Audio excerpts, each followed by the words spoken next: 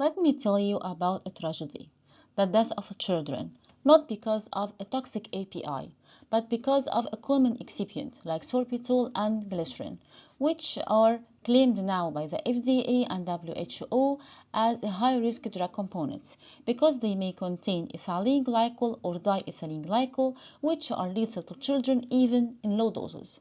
In the TRS 902 Annex 5, they stating that finding the error that happened during manufacturing is far more expensive than implementation of GMP. Because poor quality medicine not just a waste of money, but a life hazard. The first known case of DEG poisoning with medicine occurred in the United States in 1937 when diethylene glycol was used in an elixir of an antibiotic. Again, the TRS 902 Annex 5 mentioned that in Haiti in 1996, more than 80 children died after receiving a syrup for cough and colds containing glycerol contaminated with diethylene glycol.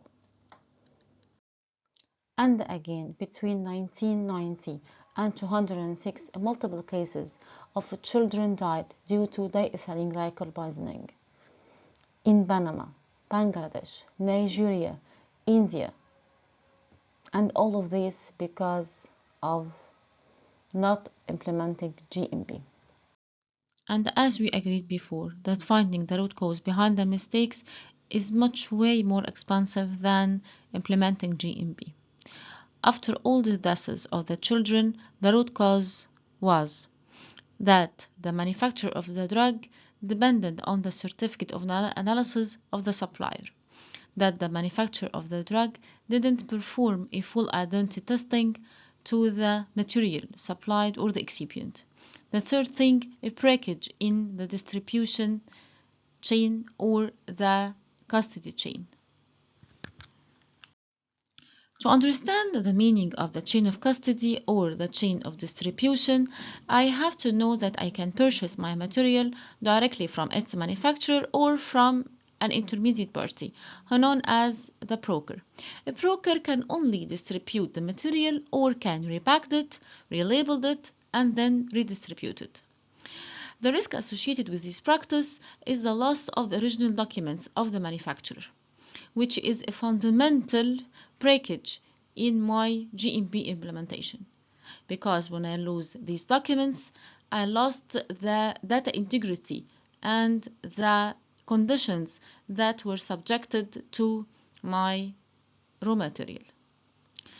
My responsibility as a drug manufacturer begin from the first step of the raw material manufacturing, not from its delivery to my facility. I have to know everything that happened and where it came from and what the conditions it had subjected to. The chain of custody is a fundamental element and a crucial element in logistics. I have to know who handled my material, when and under what conditions.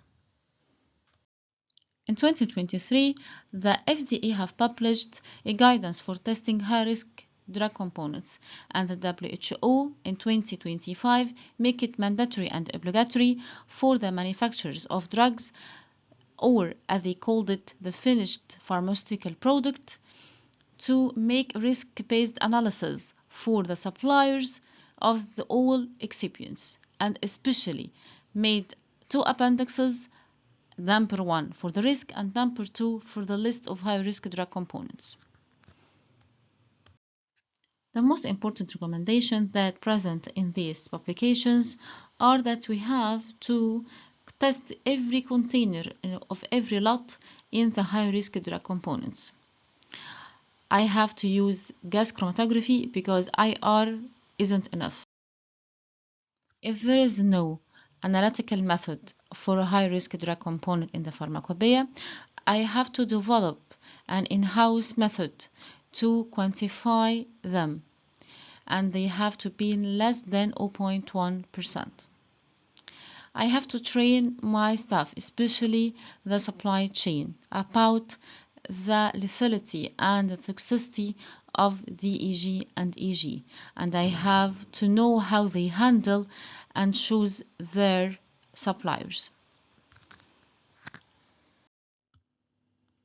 Here is Appendix 1 of Annex 3 TRS 1060 that requires the application of risk management principles in the production, control, and distribution of these excipients. Okay. This is Appendix 2, list of examples of high-risk excipients and contaminants. And this is the list of excipients, high-risk drug components: ethanol, isopropyl alcohol, glycerol, hydrogenated starch, hydroglycerate, maltol solution, propylene glycol, sorbitol. This is the end of my video. I hope you like it. I have tried to highlight the most important recommendations that were published. TRS 1060 is now available online. You can read it. Don't forget to like and to share the video. And if you're not subscribed, please subscribe. See you soon.